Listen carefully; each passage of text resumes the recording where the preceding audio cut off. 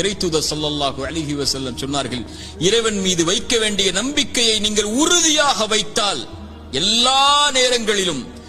என் இறைவன் மீது நம்பிக்கை வைக்கிறேன், அவன் எனக்கு போதுமானவன், இன்றைய கஷ்டத்தை நீக்குவதற்கு அவன் எனக்கு வாக்கு கொடுத்திருக்கிறான், அவனுடைய பாதையில் நான் முன்னேறுகிறேன், அவனை நோக்கி இந்த கஷ்டத்தையும் இந்த சிரமத்தையும் இந்த இருளையும் இந்த சோகத்தையும் என் இறைவன் நீக்குவான், அவன் நாடிய போது இதைவிட சிறந்த ஒன்றை எனக்கு கொடுப்பான் என்று இழப்புகளையும் நஷ்டங்களையும் ஏமாற்றங்களையும் அவதூறுகளையும் அவமானங்களையும் பற்றி கவலைப்படாமல் கண்ணியத்தையும் வெற்றியின் பாதையிலும் பயணிக்கக்கூடிய ஒரு மனிதன் இறைவன் மீது நம்பிக்கை வைத்தால், இறைத்தூதர் சொன்னார்கள், ஒரு பறவைக்கு இறைவன் எப்படி உணவளிப்பானோ அது போன்று உங்களுக்கும் உணவளிப்பான். கிளம்பி செல்கிறது, இறைவன் உணவளிப்பான் என்று